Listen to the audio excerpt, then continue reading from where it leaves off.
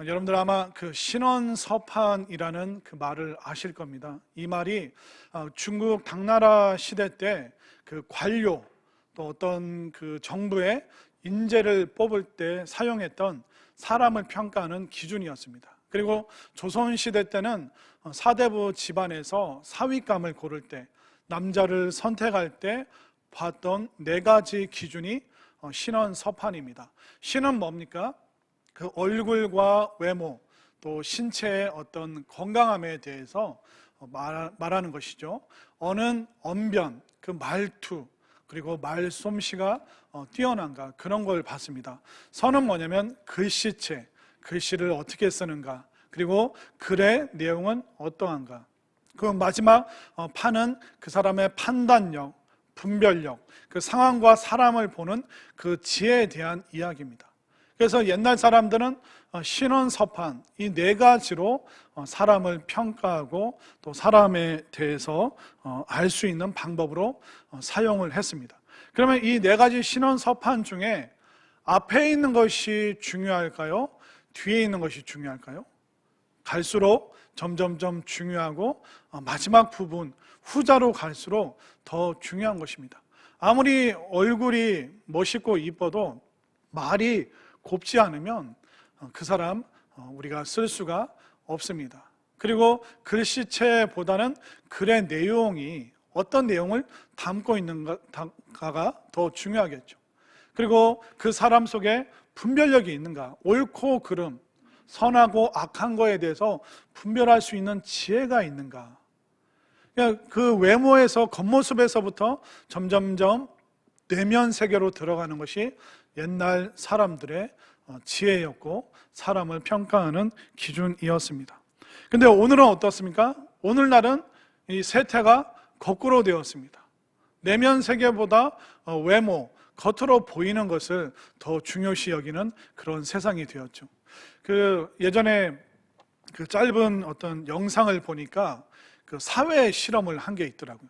그 사회 실험을 한 게 그 미국에서 어떤 내용을 가지고 실험을 했냐면, 그 뉴욕, 그 사람 많은 그 거리에서 이제 어떤 그 금발에, 아름다운 금발에 그 키가 큰 여인이 미니스커트를 입고 딱 그 뉴욕 시내에 서 있다가 그 뭐죠? 사과 봉지를 탁 바닥에 떨어뜨립니다. 그럼 사과가 대굴대굴 굴러가겠죠. 그러니까 미니스커트 입었으니까 어떻게 주워요? 예, 저처럼 이렇게 주우려고 하니까 주변에 있던 남자들이, 멀리 있던 남자들도 다 달려와서 사과를 쥐어주고, 괜찮냐, 뭐 별일 없냐, 엄청 신경을 써주는 거예요. 그러다가 이제 조금 몇 시간이 지나서 이 똑같은 여자분인데 가발, 좀 부시시한 가발, 화면 좀 전환해 주세요. 부시시한 그 가발을 쓰고, 그리고 이제 옷도 이게 펑퍼짐한 그런 잠바를 입고, 안경도 두꺼운 뿔테를, 뭐 이게 두꺼운 안경을 쓰고, 바지도 헐렁한 좀 허름한 바지, 신발도 떨어진 신발. 똑같은 여인인데 복장만 다르게 해서 그 사과 봉지를 딱 떨어뜨렸습니다. 어떻게 됐을까요? 희한하게도 한 사람도 와서 안 도와주는 거예요. 남자들이 지나가면서 한심하다는 듯이 보고 그냥 다 가버리는 거예요. 저는 굉장히 충격을 받았습니다. 아, 남자들의 이 평가 기준이 여기에 있구나, 외모에 있구나. 그리고 한국에서도 비슷한 사회 실험을 했는데, 백화점 명품 매장에 어떤 여자분이 머리를 뒤에 이제 고무줄로 묶고 그냥 수수하게 그냥 그렇게 그 백화점 매장에 들어갔는데, 직원분들이 한번 보더니 그냥 직원들끼리 그냥 자기들끼리 대화를 하는 거예요.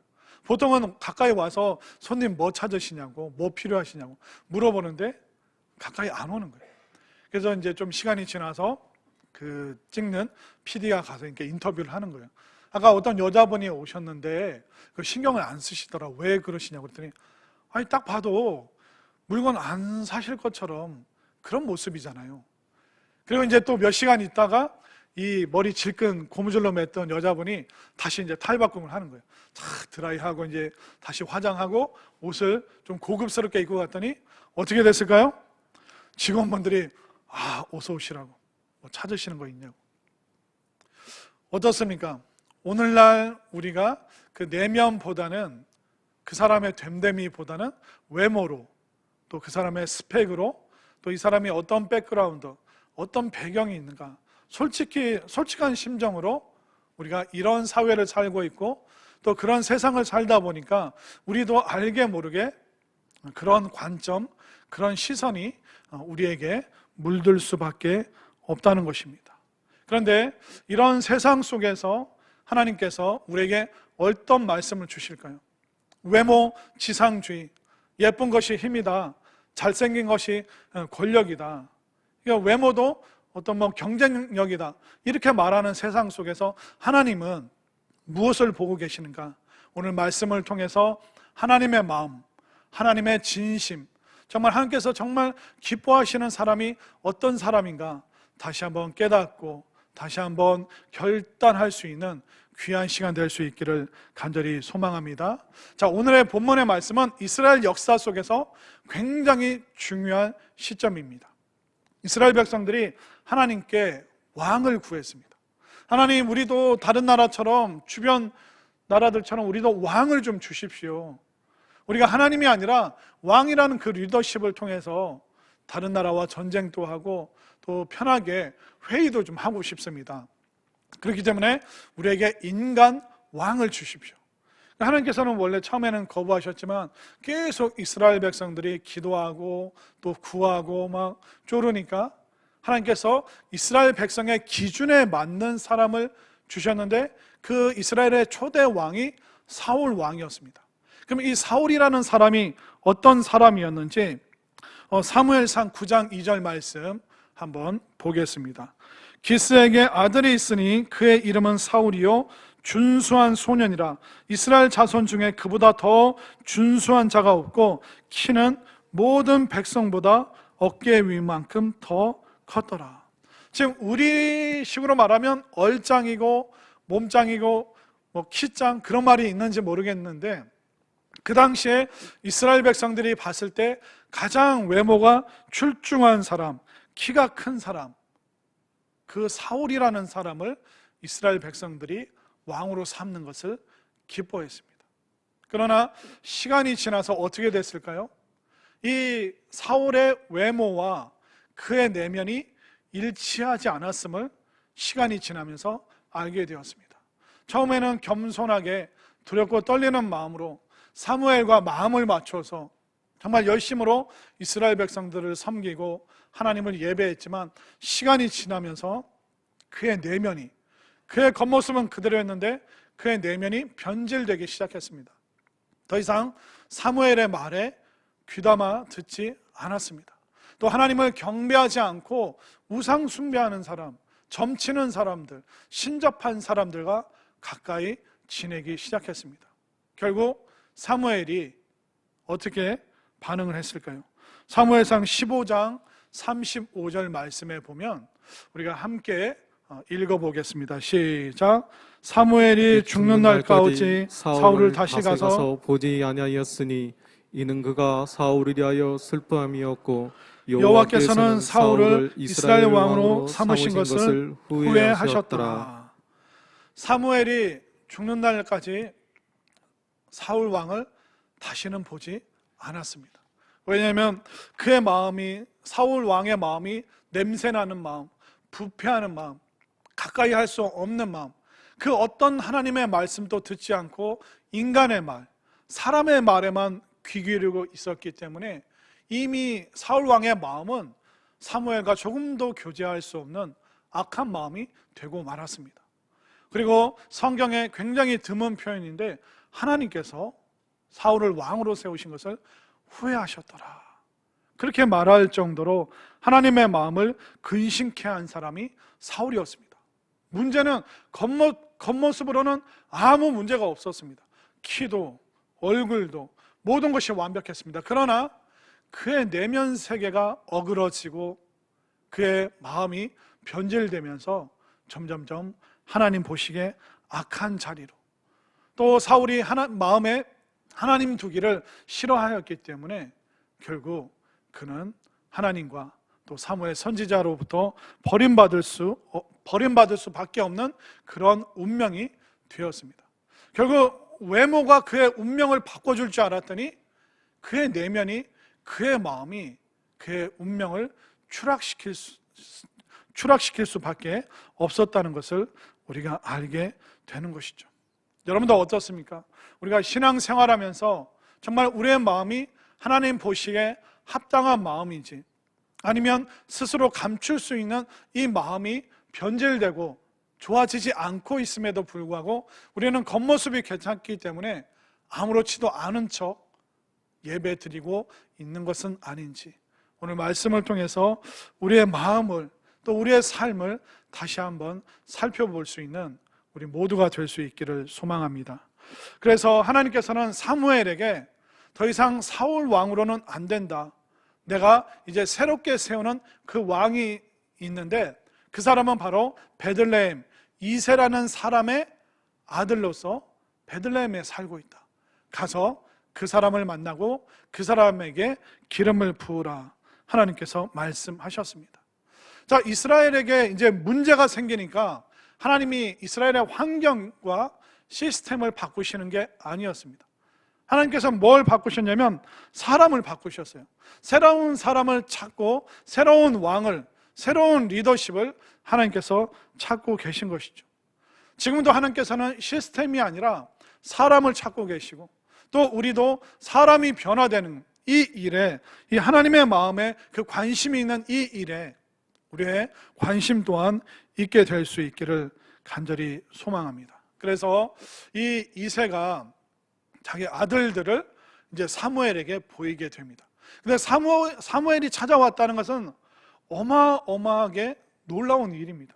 우리로 치면 제일 유명한 연예인이, 대통령이, 정말 누구나 알만한 사람이 우리 집을 찾아온 거기 때문에 이 이새라는 사람들이 아들들을 단장을 씻기고 막 광을 내고, 야, 사무엘 선지자가 온다, 그런데 아들들을 보길 원한다고 했다, 그렇기 때문에 너희들 잘 준비해라, 인사도 잘하고 정말 멋진 모습 좀 보여줘야 된다. 그래서 다들 이제 기대하는 마음으로 다 서 있습니다, 그 아들들이. 그런데 그 아들들을 보면서 누가 사울 왕을 이어서 두 번째 이스라엘의 왕이 될까, 이 새로운 사람이 누가 될 것인가, 정말 사무엘도 기대하는 마음으로 왔는데 사무엘이 똑같은 실수, 사울 왕을 선발했을 때랑 똑같은 기준, 그 기준을 바꾸지 못하고 똑같은 실수를 범하고 있음을 우리가 보게 됩니다. 자, 6절 말씀을 한번 볼까요? 6절 말씀, 그들이 오매 사무엘이 엘리압을 보고 마음에 이르기를 여호와의 기름 부으실 자가 과연 주님 앞에 있도다 하였더니, 사무엘이 엘리압을 딱 보는 순간 너무 마음에 드는 거예요. 그런데 뭐 때문에 마음에 들었나 한번 볼까요? 7절 말씀, 여호와께서 사무엘에게 이르시되 그의 용모와 키를 보지 말라, 내가 이미 그를 버렸노라. 자, 사무엘이 또 이 엘리압을 고를 때 뭘 봤습니까? 그의 용모와 키를 봤습니다. 이거는 처음에 사울 왕이 선택될 때랑 또 똑같은 기준, 그러니까 그때와 똑같은 실수를 지금 사무엘이 범하고 있는 것입니다. 그의 용모와 키를 보지 말라, 내가 이미 그를 버렸노라. 엘리압은 거절한다, 엘리압은 마음에 들지 않는다라는 그 뜻이 그를 버렸다라는 뜻이라는 것입니다. 그러면서 하나님께서 사무엘에게 뭐라고 말씀하십니까? 자, 우리 7절 말씀 우리 다 함께 한 목소리 읽겠습니다. 시작. 여호와께서 사무엘에게 이르시되 그의 용모와 키를 보지 말라, 내가 이미 그를 버렸노라. 내가 보는 것은 사람과 같이 아니하니 사람은 외모를 보거니와 나 여호와는 중심을 보느니라 하시더라. 저는 이 말씀 보면서 너무 마음이 아팠어요. 하나님, 저 같은 사람은 어떡합니까? 사람은 외모 본다고 하는데 하나님은 중심을 보신다뇨. 그럼 하나님, 저는 어떡합니까? 저는 이 말씀 보면서 너무 속이 상했습니다. 그리고 하나님, 우리 성산교회 어떡합니까? 우리 성산교회 성도들 담임 목사 닮아서 다 외모가 출중한데 그럼 우리 교회는 어떻게 합니까? 우리 좌우에 계신 분들 한번 인사하겠습니다. 외모가 장난이 아니십니다. 그냥 믿음으로 하세요. 외모가 장난이 아니십니다. 여러분들 이 말씀 보면서 좀 속상하지 않으셨어요? 저는 한동안 이 말씀 준비하면서 털썩 주저앉았어요. 그럼 나는 어떻게 하는가? 나는 어떻게 되는 건가? 너무 힘들었습니다. 그래서 하나님께 반문했습니다. 그럼 하나님, 극단적으로 외모가 안 좋은 사람 그러면 마음씨가 좋은 겁니까? 우리가 성경을 보면서 확 함부로 내 상황에 맞춰서 우리가 극단적인 마음을 가지면 안 되는 겁니다. 이 말씀을 보면서 누군가는 당황할 수도 있겠지만 누군가는 또 위로가 될 수 있겠죠. 그런데 흥미로운 것은 뭐냐면 제가 이 7절 말씀에 털썩 주저앉았다가 12절 말씀 보면서 제가 깜짝 놀랐습니다. 12절 말씀을 한번 볼까요? 이에 사람을 보내어 그를 데려오매. 그러니까 그 7명의 형들이 다 거절되고 마지막 8번째 다윗을 데려왔습니다. 다윗을 보고 딱 12절이 표현하고 있죠. 이에 사람을 보내어 그를 데려오매 그의 빛이 붉고 눈이 빼어나고 얼굴이 아름답더라. 여호와께서 이르시되 이가 그니 일어나 기름을 부으라 하시는지라. 분명히 하나님께서 나는 외모가 아니라 중심을 보신다라고 말씀하셨죠. 그런데 이 다윗의 모습이 어떻습니까? 그의 빛이 붉고 눈이 빼어나고 얼굴이 아름답더라. 여러분들, 그러면 7절 말씀과 이 12절 말씀이 뭔가 부딪히고 있는 거 아닙니까? 반대가 되는 거 아닙니까? 우리가 깨닫는 건 뭐냐면 외모가 뛰어나도 좋고 외모가 뛰어나지 않아도 괜찮다는 것을 분명히 믿으시기를 바랍니다. 자, 우리는 보통 외모나 스펙이나 그 사람의 배경에 모든 초점을 우리가 거기에 맞추고 있습니다. 그러나 하나님께서는 중심을 보신다고 그랬죠. 그러면서 12절에서 다윗의 얼굴이 아름답다, 어떻게 말하면 잘생겼다라고 표현하고 있습니다. 결국 하나님께서는 그가 키가 어떤지, 키가 크든 작든, 인물이 좋던 인물이 좀 좋지 않던 아무 상관이 없으시다는 거예요. 이 다윗의 마음이 내 마음에 쏙 든다. 하나님 보시기에 이 다윗이 너무 이뻐 보이는 거예요. 근데 이뻐 보이는데 뭐가 이뻐 보이냐? 그의 마음. 그의 마음을 이 12절에서 뭐라고 표현했냐면 그의 얼굴 낯빛, 그러니까 얼굴 표정, 그리고 그의 눈, 그의 눈이 초롱초롱 빛나는 눈, 그의 신장, 그의 키와 준수함에 대해서는 표현하지 않는 특별한 표현, 바로 낯빛과 그리고 눈빛, 이것을 말하고 있는 것입니다. 우리가 나이 몇 살 넘으면 그 외모에 책임을 져야 된다, 그런 얘기를 합니다. 그런데 제가 목회자니까 얼마나 많은 사람을 만납니까? 또 길거리에서 또 여러 가게, 마트 가다 보면 수많은 사람들이 있습니다. 근데 그 사람들을 보면 외모는 너무 이쁜데 눈이 되게 좀 이렇게 뭐라고 표현할까요? 좀 음란하다고 할까요? 좀 안 좋아 보이는 그런 모습에, 그런 눈빛을 지닌 사람도 있습니다. 키도 크고 멋진 옷을 입고 있는데 눈빛이 교만한 사람들도 있습니다. 깔보는 시선, 사람을 무시하는 그런 시선, 우리가 그 사람의 눈빛만 봐도 알 수 있는 거예요. 그리고 그 사람의 낯빛, 그 표정 속에서도 이 사람이 어떤 성품인가, 어떤 태도와 어떤 자세로 인생을 살아왔는가, 우리가 대번에 알 수가 있죠. 우리는 서로 영적인 존재이기 때문에 그 사람의 내면 세계가, 그의 심령이 어떤지 사실 겉모습으로 어느 정도 그 풍기는 모습으로 알 수 있는데, 이 다윗이라는 이 막내 8번째 아들은 하나님 마음에 쏙 드는 거예요. 하나님 보시기에 너무 이쁜 거예요. 그의 외모가 아니라 그의 내면 세계가 낯빛으로, 얼굴 안색으로, 또 눈빛으로 드러나고 있다고 성경은 분명히 말하고 있는 것입니다. 그렇기 때문에 우리가 말씀을 보면서 극단적으로 가면 안 되는 거예요. 아, 하나님은 외모 안 보시는구나, 그러면 뭐 아무렇게나 다녀도 되겠네. 그런데 여러분들이 면접 보러 가거나 데이트하러 갈 때 아무렇게나 하고 가면 됩니까? 사람은 먼저 그 사람의 첫인상, 외모를 보기 때문에 우리가 면접 보러 갈 때 단정하게 하고 가야죠.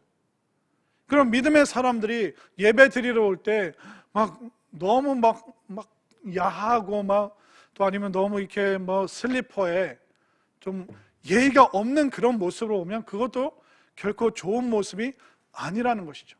어떻게 보면 그의 내면이 입는 옷과 또 어떻게 하면 화장의 색조라든가 또 걸음걸이 또 사람들을 바라보는 그 눈초리, 이 모든 것에 그 사람의 내면 세계가 풍긴다는 것을 우리가 12절 말씀을 통해서 알 수 있다는 것입니다.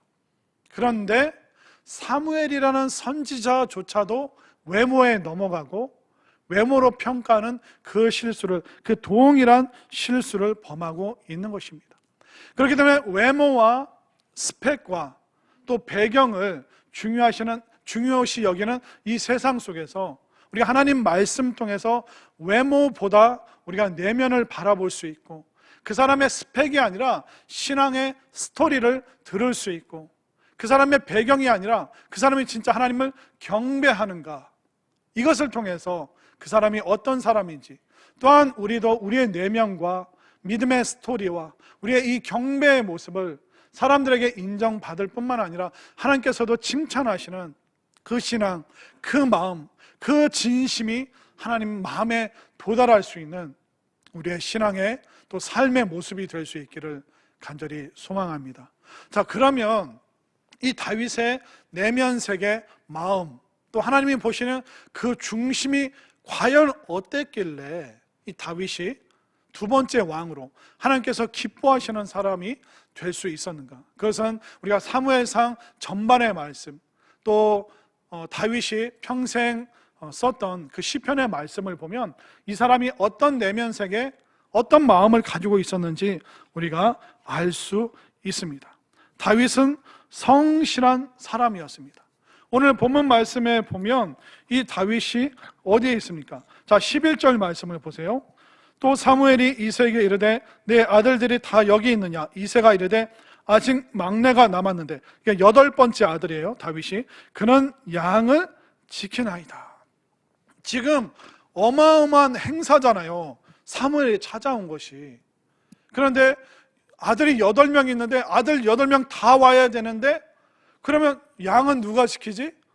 야, 막내 다윗, 네가 가서 양 지켜. 잔치 너는 안 와도 돼. 왜 그럴까요? 우리가 이스라엘은 그 장자 우선권의 사회입니다. 그렇기 때문에 첫째 엘리압, 이 사람에게 모든 관심과 그 가문의 그 사랑이 첫째에게 있는 거예요. 갈수록 이게 좀 희석이 됩니다. 그러니까 8번째 아들이니까, 막내니까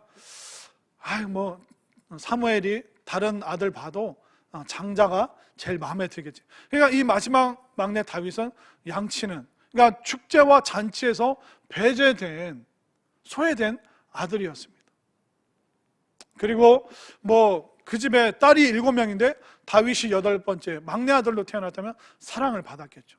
그런데 서열상 아들이 많은 집안에서 막내였기 때문에 그렇게 관심을 못 받았습니다. 그러면 관심을 못 받고 잔치에 초청되지 못했기 때문에 어떻게 할까요? 에이, 나만 양 지키고, 다들 사무엘 선지자 나도 보고 싶은데, 이스라엘에서 제일 뛰어난 리더인데 나도 보고 싶은데, 그런 불평 불만이 있을 수 있겠죠. 그러나 다윗은 성실하게, 진실하게 그가 그의 자리를 지켰습니다. 또 다른 본문인 사무엘상 17장 34절과 35절을 볼까요? 17장 34절을 제가 35절을 여러분들이 읽겠습니다. 다윗이 사울에게 말하되 주의 종이 아버지의 양을 지킬 때 사자나 곰이 와서 양떼에서 새끼를 물어가면 내가 따라가서 그것을 치고 그 입에서 새끼를 건져내었고 그것이 일어나 나를 해오고자 하면 내가 그 수염을 잡고 그것을 쳐 죽였나이다. 다윗이 계속 목동의 모습으로 살았다는 것을 보여주고 있습니다. 그런데 이 17장 34절 35절 말씀에 그가 얼마나 신실한 사람인가 나오고 있습니다. 사자나 곰, 이 야생 짐승, 이거 얼마나 무섭습니까? 만약 제가 다윗 입장이었다면 그 야생 짐승이 튀어나오면 저는 어떻게 했을까요? 저를 너무 도망가다뇨. 119에 신고를 했겠죠. 나 좀 살려주세요. 사자와 곰이 나타났습니다. 숨어 있겠죠. 근데 다윗은 어떻게 합니까? 그걸 잡고 양을 지키기 위해서 자기 몸을 던지는 것을 기꺼이 그렇게 행하고 있습니다. 얼마나 성실한가. 주어진 일을 위해서 얼마나 그가 변함없이 그 일을 감당하고 있는가.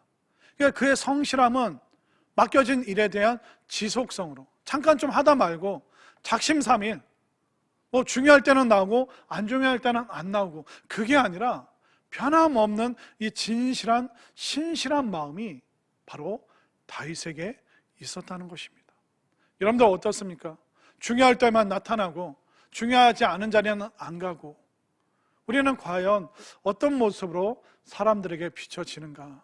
저는 우리 모두가 이 다윗처럼 변함없이 진실함으로, 또 주어진 일에 대해서는 지속적으로, 누가 보던 보지 않던 정말 성실함으로 여러분들의 마음을 가득가득 채울 수 있게 되기를 바랍니다.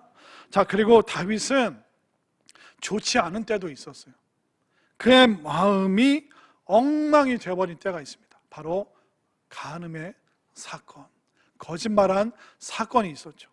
그의 그 왕권이, 그의 권위가 완전히 무너지고 추락할 수 있는 타락으로 인해서 그의 인생이 실패할 수 있었는데, 그 상황에서 다윗이 지은 시가 있습니다.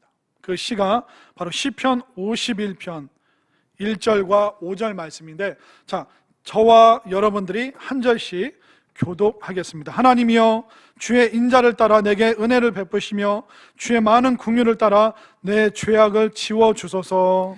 나의 죄악을 맑게 씻기시며 나의 죄를 깨끗이 제하소서. 물은 나는 내 죄가를 아오니 내 죄가 항상 내 앞에 있나이다. 내가 주께만 범죄하여 주의 목전에 악을 행하였사오니 주께서 말씀하실 때에 의로우시다 하고 주께서 심판하실 때에 순전하시다 하리이다. 함께 읽겠습니다. 내가 죄악 중에서 출생하였으며 어머니가 죄 중에서 나를 잉태하였나이다. 이게 바로 다윗의 마음이라는 거예요. 우리가 무슨 문제가 있고 실수가 있으면 어떻게 합니까? 우리는 그거 감추느라 급급합니다. 집사님, 권사님, 이게 어떻게 된 겁니까? 이러면 안 되잖아요. 우리가 누군가로부터 내 잘못을 지적을 당하면 많은 사람들이 어떻게 반응하는지 아세요? 목사님, 나만 그럽니까? 저 사람도 그런 잘못했어요. 10년, 20년 전에 그 사람 별 볼 일 없는 사람이었어요. 근데 그 사람은 내버려도 되고 왜 지금 이제 와서 나에게 뭐라고 그럽니까? 대부분의 사람들이 남 탓합니다. 그럼 나만 잘못했습니까? 나만 죄 졌습니까? 그러면서 다른 사람들도 그냥 같이 묻어서 끌고 가려고 합니다.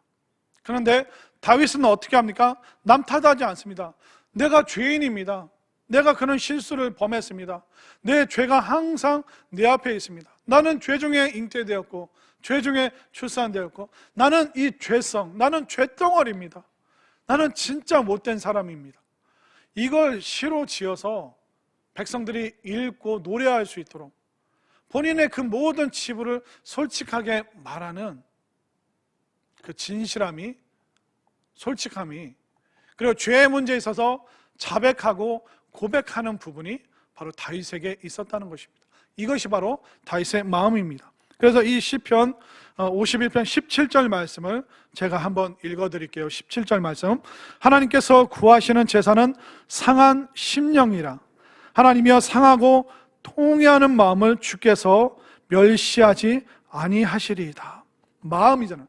내 상한 심령, 이 통회하는 마음을 하나님께서 받아주신다. 결국 외적인 모습이 아니라, 외모와 스펙과 배경이 아니라 이 마음을 하나님께서 보시는구나. 이 다윗이 너무나도 잘 알고 있기 때문에 그냥 혼자만 내가 잘못했지 그게 아니라 공개적으로 잘못했습니다. 정말 내가 씻을 수 없는 죄를 지었고 나는 죄덩어리고 나는 죄의 본성이 너무나도 내 앞에 늘 있는 이런 부끄러운 사람입니다. 하나님께서 나의 이 마음을, 이 연약하고 부족한 마음을 하나님께서 아십니다라고 그는 고백하고 있습니다. 다윗이 어땠을까요? 다윗이 얼마나 자신의 마음을 가꾸기 위해서, 이 죄된 마음을 씻어내기 위해서 얼마나 노력을 했을까요? 오늘날 우리는 외모를 가꾸는데 엄청난 돈과 시간을 들입니다. 지금 여기 오신 여자분들, 그게 여러분들의 지금 최선이잖아요. 최선을 다하셨잖아요. 교회 오기 전에 씻고 또 이렇게 막 이게 바르시고 토닥토닥.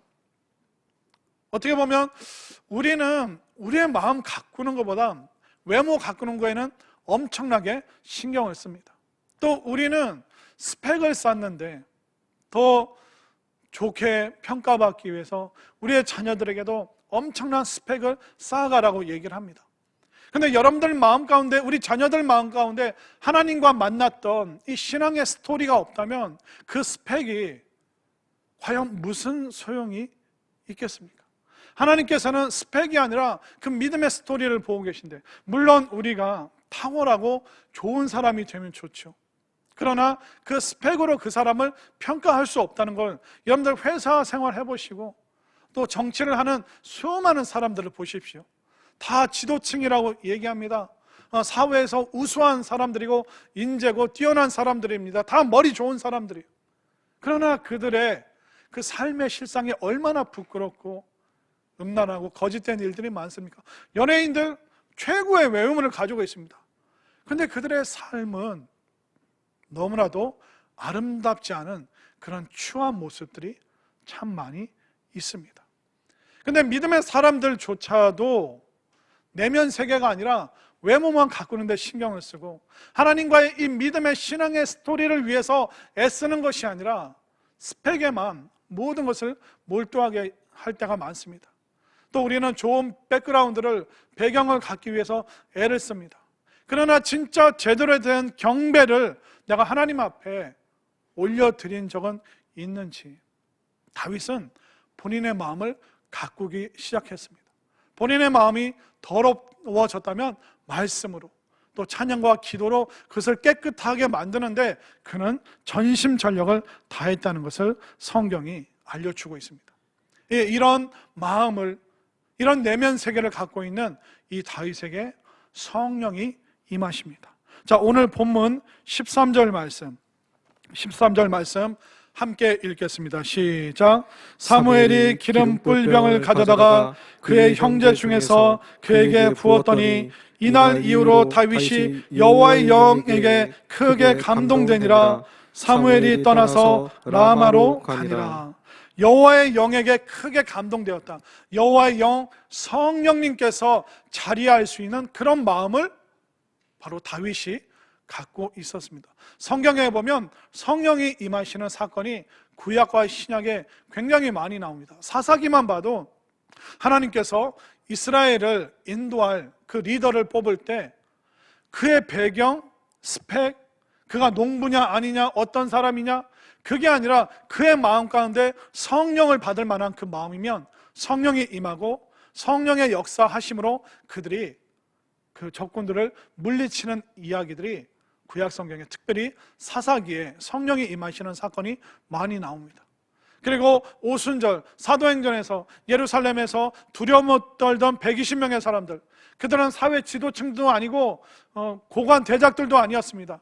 단순히 그 마음, 주님을 사랑하는 마음, 주님을 사모하는 그 마음으로 모였던 그들의 마음 가운데 오순절 성령 강림의 역사가 있었던 것입니다.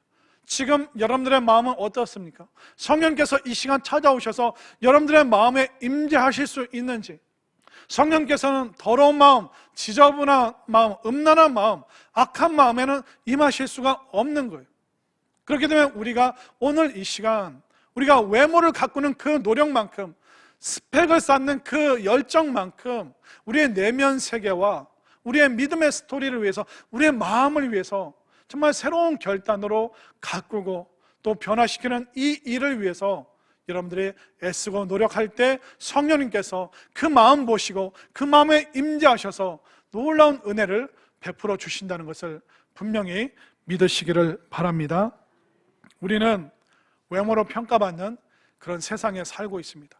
또 우리는 외모를 단정하게 할 필요가 있습니다.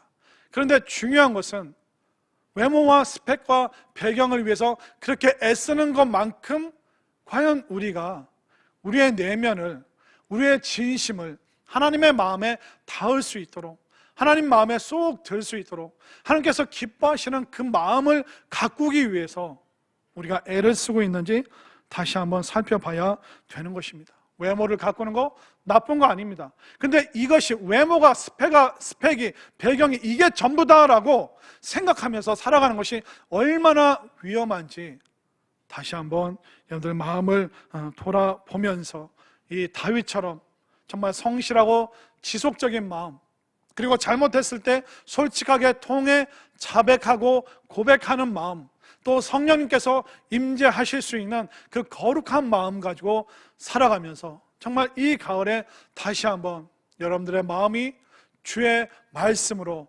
은혜로 아름답게 물들 수 있는 그 마음이 될 수 있기를 간절히 소망합니다.